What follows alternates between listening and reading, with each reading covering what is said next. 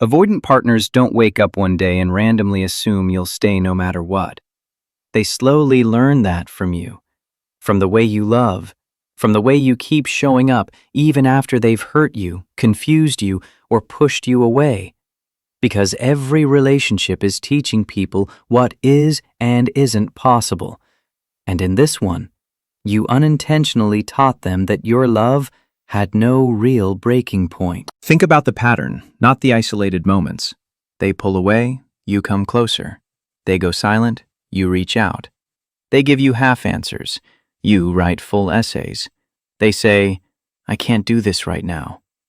And instead of saying, "Then I won't either," you say, "Okay, I understand, I'll wait." And on the surface, it looks like compassion, patience, loyalty, and in many ways it is. But underneath, something else is being communicated too. You're telling their nervous system, "You can move however you want. I will be the constant." Over time, that constancy stops feeling like a gift and starts feeling like a guarantee. They stop fearing your loss because they've never had to face it. They stop believing your words about being hurt because your actions always override them. And eventually, without meaning to, they come to see your presence as something that survives everything, even their worst. The avoidant is always watching.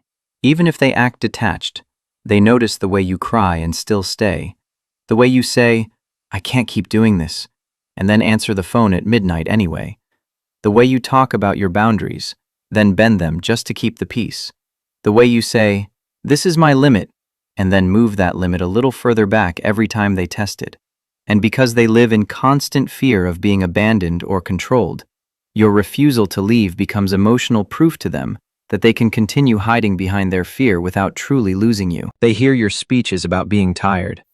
They see your pain, but they weigh it against your behavior. And the behavior says, "No matter how bad it gets, I'll find a way to understand you, forgive you, and keep loving you from here." You think you're showing them how strong your love is, but to an avoidant, it can feel like you're confirming their deepest, most convenient belief. People who love me will tolerate anything. I never have to fully change. I just have to withstand their emotions until they calm down. So when you talk about leaving, they don't panic, because in their experience, your leaving has always been emotional, not literal. It's been a storm that passes, not a door that actually closes. Every time you forgave without requiring repair, you taught them something. Every time you explained your feelings instead of holding your boundary, you taught them something. Every time you chased them after they disappeared, you taught them something. You were showing them that the relationship could survive on your strength alone, on your effort alone, on your hope alone. And so they never had to confront the reality that they were gambling with something fragile and human. They thought they were gambling with something indestructible. Your heart. You saw your returning as courage, as proof that you were different from people who give up too easily.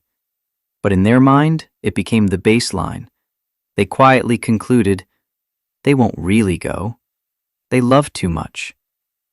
And that belief allowed them to keep choosing their comfort over your security, to keep choosing distance over repair, to keep choosing confusion over clarity, because there was no follow-through from you that contradicted it. They didn't respect your limits because they never saw your limits hold. What hurts the most is that your intention was pure. You weren't trying to teach them they could get away with anything. You were trying to show them that you wouldn't abandon them for having wounds, that you were willing to stay through the hard parts, that you believed in their potential. And none of that is wrong in itself. But love without boundaries doesn't register as love to an avoidant. It registers as permission. Permission to stay small, to stay scared, to stay half present. And because they are terrified of confrontation with their own weaknesses, they take that permission and run with it. They tell themselves, if it was really that bad, they would leave. And because you don't, that thought soothes them, lets them sleep at night, lets them push things off, postpone change, avoid the mirror. So when you finally do reach the point where you're done, where your nervous system collapses under the weight of being the only one fighting for the connection. They are genuinely shocked, not because they never hurt you, but because your past pattern convinced them that no amount of hurt would make you go. That's why the first keynote matters so much. It's not saying the avoidant is evil. It's saying they built their dangerous sense of security on your willingness to always come back. And the day you stop doing that is the day they realized the breaking point was real. It just took you a very long time to honor it. When you truly leave, not as a threat, not as a test, but as a final act of self-preservation, something inside them breaks that they never thought would, because their illusion of control was built on the quiet certainty that no matter how far they pushed you, you would still orbit around them. And when that orbit stops, their entire internal map of the relationship collapses. For so long, they were the one managing the distance. They decided when things got close and when they didn't. They pulled away and trusted that you would lean in. They went silent and expected that you would eventually fill the silence with your apologies, your explanations, your "I miss you" messages. They said, "I can't do this right now," and watched you contort yourself to make it easier for them.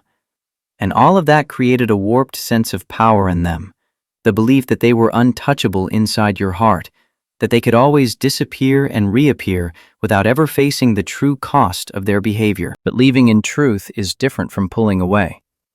They've pulled away 100 times and survived it because you always close the gap. You leaving is not a gap, it's an ending. You don't slam the door with drama, you just stop standing in the doorway. And that absence is what their nervous system doesn't know how to process. They were prepared for your tears, your frustration, your emotional speeches. But they were not prepared for your quiet, steady exit. The one that doesn't ask them to agree, doesn't beg for understanding, doesn't demand a reaction. It just happens. Like a cord being cut that they assumed was permanent. At first, they cling to the old illusion. They tell themselves, "You're overreacting. You just need space. You'll be back the way you always were." They rely on history as proof. They've said they're done before, they always come back, they love me too much to really leave. And that story soothes them in the beginning. They reframe your silence as a phase, they treat your absence as temporary. They assume that given enough time, your fear of losing them will overpower your need to protect yourself. But as time stretches and the usual pattern doesn't return, confusion starts creeping in. They realize they haven't heard from you in ways that used to be predictable. No early morning check-ins, no late night, "I can't sleep, can we talk?" No liking their posts just to signal you're still there. And the illusion of control they've lived in starts to feel thinner, shakier, less convincing. They catch themselves checking their phone more often, rereading old conversations, scrolling through your photos, things they once believed were beneath them. Because in their script, they were always the one being chased, never the one quietly watching and waiting. Your leaving forces them to confront a reality they've dodged their whole life. The reality that people who love them can walk away, not because they stopped loving, but because staying started to cost them their sanity, their self-respect, their health.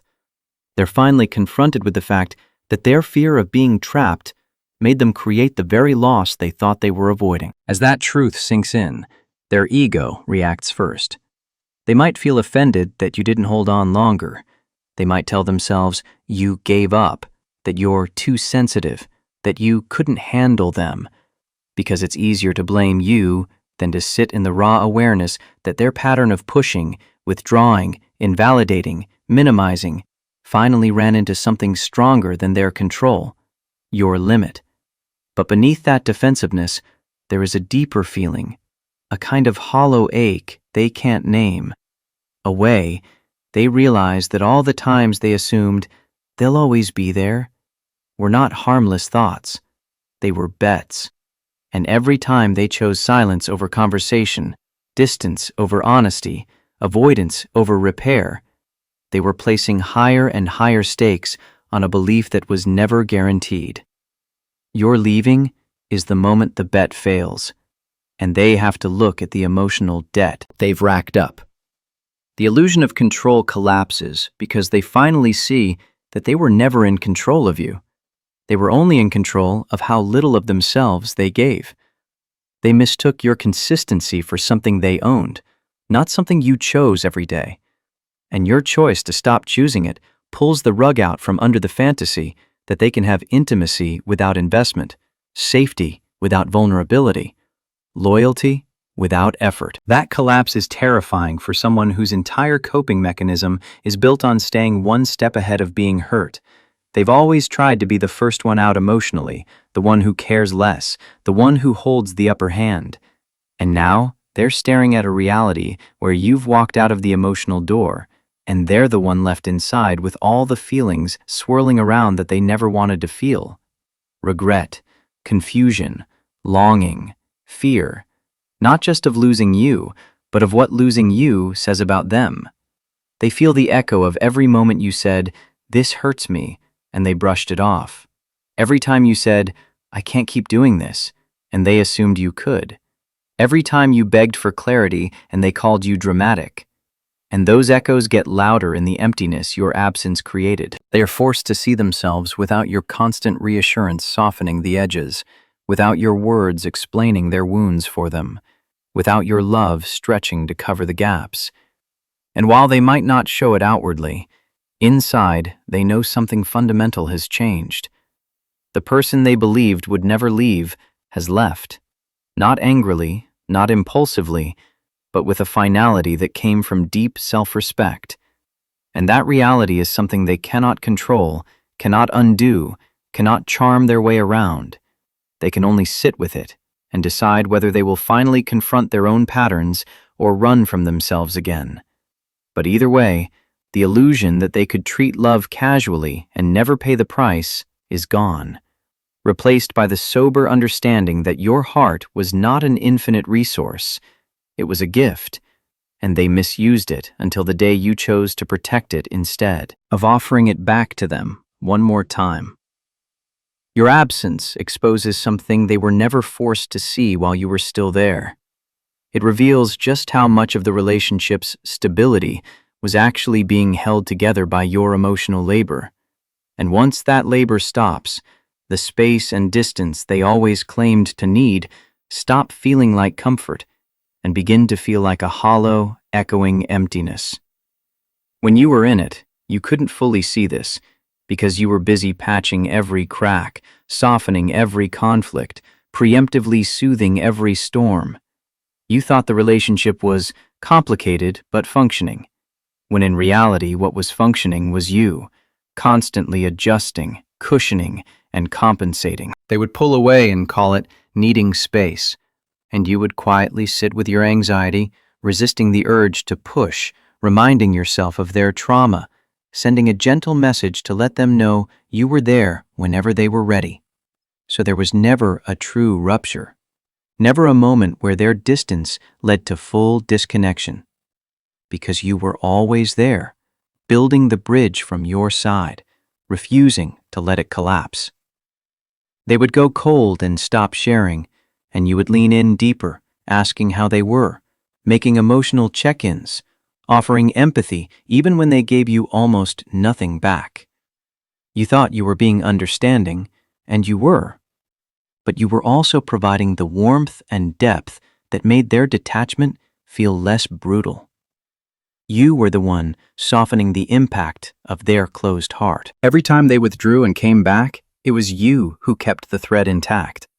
You holding space, you remembering meaningful dates, you initiating honest talks, you apologizing first just to get the ball rolling, you doing the emotional heavy lifting so they could stay in the fantasy that their way of loving works, that relationships can survive on sporadic affection, silence, and half-commitment as long as the other person is strong enough to keep loving them anyway. Your presence gave them the illusion that their avoidant pattern was sustainable, because the relationship never actually fell apart when they took space. You held the seams together through your patience, your explanations, your rationalizations. You made excuses for their behavior to yourself, and sometimes even to them. They're just overwhelmed. They've been through a lot. They're scared of getting hurt. And while some of that may be true, it doesn't change the fact that it was your constant effort that kept the connection from collapsing under the weight of their fear. When you leave, all of that scaffolding disappears, and what's left is the bare structure of the relationship without your reinforcement. And that structure is shockingly thin. Suddenly, their space is not a pause in a conversation you're still emotionally maintaining. It's silence, an actual void. They wake up without your good morning message cushioning their day. They have a bad moment without your "do you want to talk about it?" waiting for them. They scroll through their phone and realize the last 10 honest, vulnerable conversations were initiated by you, and now there is no new one coming. Where your presence used to round out their rough edges, now nothing is there to catch the impact of those sharp behaviors. They ghost and no one waits. They detach and no one leans in. They stay vague and no one sits for hours trying to decode the hidden meaning behind their words. Your absence turns their avoidance from a private coping strategy into a very visible source of isolation. That's when space stops feeling soothing and starts feeling like loneliness. Because before, even in distance, they could feel the invisible cord of your energy reaching for them. You thinking about them, worrying about them, loving them, hoping for them. And that energetic safety net made it easy for them to convince themselves that they were fine, that this way of relating was enough, that their need for distance was harmless. Now, with you gone, they feel distance without devotion, silence without a loving witness, space without a warm heart holding the other end of it. And that feels drastically different. They begin to realize that what they called too much intensity in you was actually the life force of the relationship. Your desire to talk, understand, repair, go deeper wasn't a burden. It was the only thing keeping the connection alive. And without that current running through everything, their carefully protected emotional island feels barren. Your absence doesn't just make them miss you as a person. It makes them confront the reality that they were not contributing enough to the emotional ecosystem you both lived in. They see how dependent they were on your resilience, your willingness to forgive, your ability to bounce back. They realize that their comfort was built on your constant self-stretching. It's disorienting for them to sit in space that doesn't automatically refill with your love, because for the first time, they are experiencing the full consequence of their own pattern without you cushioning any of it. And in that emptiness is a truth they can no longer hide from. What they thought was working was only working because you refused to let it fail. When you finally leave and the avoidant reacts with shock, regret, or a sudden wave of attention, it can feel like the moment you've been waiting for, because for so long you've carried this hidden fantasy, that if they could just see what they had in you, if they could just feel what it's like to lose you, then everything would change. So when they finally send those long messages, when they say, "I messed up, I didn't realize what you meant to me, I never thought you'd actually go," your heart surges. Part of you hears those words as proof that all your pain was worth it, that the story is finally turning. But this is where you have to be more grounded than you've ever been, because their emotional reaction is evidence of impact, not evidence of transformation. They are feeling the consequences of losing you, yes, but feeling pain is not the same as becoming someone who can love you in a way that doesn't keep breaking you. Regret is a powerful emotion. It can make anyone say beautiful, dramatic things in the moment. It can make an avoidant suddenly behave like a secure partner for a week, a month, even a season. They might call more, text more, show more softness, open up about their childhood, say all the words you begged to hear when you were still in it. And that surge can make you believe they've changed. This is proof. But real change is not measured in the height of the emotional spike after you leave. It's measured in the depth of their behavior once the intensity wears off, when the panic fades and the threat of losing you doesn't feel as immediate. Do they stay present? Do they keep showing up? Do they keep choosing honesty over avoidance, responsibility over defensiveness, repair over withdrawal? Or do they gradually slide back into the same patterns of distance, minimization, and inconsistency that tore you apart in the first place? Their shock means you mattered. Their regret means they are feeling the loss. Their pursuit means your absence disrupted their comfort. All of that is real, and it's okay to acknowledge that. It's okay to let it validate the part of you that wondered if you were ever important to them. But you cannot let their emotional reaction become a drug you use to forget what the relationship did to you. You cannot treat their "I'm sorry" as a magic spell that erases the history of how they consistently showed up when there was no crisis.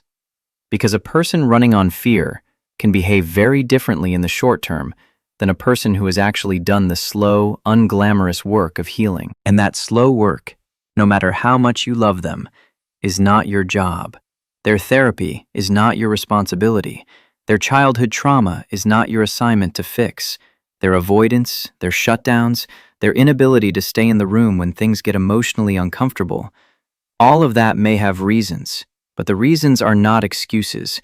They are invitations for them to do their own internal work, with their own courage, their own effort, their own support.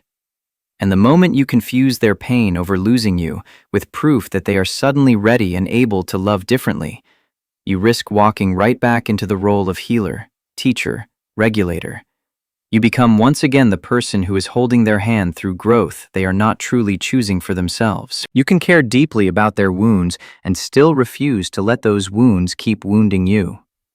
You can feel compassion for their pain and still recognize that compassion does not require proximity. You can acknowledge their regret and still say, "Your healing is yours." You can hear their "I've changed" and respond, "I genuinely hope you do, for you," without automatically reopening access to your heart, your body, your life. This doesn't make you cold or unforgiving. It makes you wise, because you have learned the hard way that love without boundaries turns you into a rehab center for someone else's unprocessed issues, and that is not what a romantic partner is supposed to be. You can bless their journey, but you cannot walk it for them. You cannot keep sacrificing your sanity so they don't have to sit alone with the discomfort that might finally push them into doing real work. Let their reaction tell you that you were never insignificant. Let it soothe the part of you that worried you were forgettable. And then step back far enough to see what they do after the storm. Because in the end, it's not their shock that will heal you, not their tears, not their late-night confessions.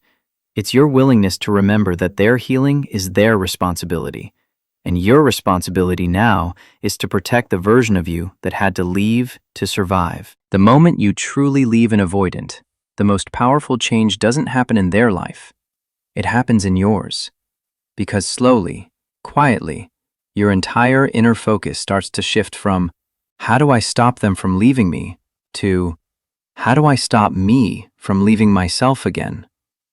And that is the moment your soul begins to come back home. For so long, you lived in a constant state of emotional negotiation. Everything you did was filtered through one terrified question. If I say this, will they pull away? If I ask for that, will they think I'm too much? If I set this boundary, will they decide I'm not worth the effort? And that fear of losing them made you override yourself over and over. You swallowed your needs so they didn't feel pressured. You softened your truths so they didn't feel attacked. You made yourself easier so they didn't feel trapped. And each time you did that, a small part, one of you watched yourself disappear and didn't know how to stop it. You weren't crazy. You were scared. You were in love with someone who made you feel like the price of closeness was constant self-abandonment. And you paid that price because the thought of losing them felt like death. But what you didn't realize is that while you were desperately trying to keep them from leaving, you were the one slowly walking away from yourself. And your body felt it. Your nervous system knew it. It's why your chest felt tight before every honest talk. Why your stomach sank when they went distant. Why your heart pounded every time you saw their name pop up on your screen. Even the good moments were wired to anxiety. You were never fully relaxed because underneath the sweetness was the constant dread that if you weren't endlessly understanding and endlessly forgiving, it would all collapse. Your system was stuck in survival mode, not love. When you leave for real, not just physically, but emotionally. Something profound happens inside you. The old fear is still there at first, screaming, what if they move on? What if they never come back? What if you were the problem all along? But alongside that fear, something new rises up, quieter, but stronger. A voice that says, if you go back to this, you will lose yourself completely. And for the first time, that possibility scares you more than their absence. Suddenly, the cost of staying as that version of you, the one who begs, explains, chases, minimizes her pain just to keep someone comfortable, feels heavier than the loneliness of walking away. And that internal switch is everything. Because once you become more afraid of betraying yourself than you are of being abandoned, your choices start to change. Not in a loud, dramatic way, but in a deep, stabilizing way. You stop reaching for your phone every time you feel a pang, not because you don't miss them, but because you remember what happens to you when you reopen that door. You remember the nights you couldn't sleep, the way your appetite disappeared, the way your whole day was ruined by a cold reply. And you realize you're not willing to put your body through that again just to feel close to someone who never truly meets you. Your nervous system, which has been trained to live on edge, starts to get the message that you're on its side now, that you won't keep throwing it back into chaos just to soothe your fear of being alone. And it rewards you in small, subtle ways. Your breathing gets deeper, your heart rate calms. You find yourself going a few hours, then a day, then several days without that heavy pit in your stomach. You have moments where you laugh and then realize, I wasn't thinking about them just now. And that is healing happening in real time. You begin to understand that self-respect is not just a nice idea. It is a regulating force. Every time you choose yourself over the compulsion to chase, your system learns, we are safe with us. We will not be thrown under the bus for love again. And that creates a new baseline inside you. Instead of asking, how do I make sure they don't leave? You start asking, does this honor me? Does this feel safe to my body? Does this align with what I know I deserve? And suddenly, your standards are not just words in a journal. They become the filter for your behavior. You don't respond to late-night, hey, messages from someone who vanished for days, not because you're trying to punish them, but because your self-respect already knows where that road leads, and your nervous system has no interest in reliving that roller coaster. You don't agree to half commitments and maybe plans because your inner world is finally done living on emotional scraps.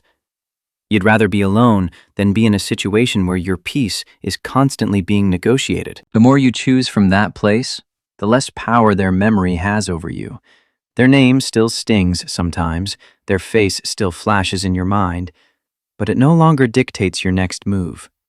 There is a space between the thought and the action now, and in that space stands your self-respect saying, I hear you miss them, but we're not going back to where we had to betray ourselves to stay. This is how your life begins to transform after leaving, not because the avoidant suddenly becomes a villain in your story, but because you finally become the hero in your own. You stop waiting for someone who runs from intimacy to be the one to give you safety, and you start building that safety inside yourself, your friendships, your routines, your work, your passions, your quiet moments. You realize that love that constantly threatens your sense of self is not love you are willing to participate in anymore.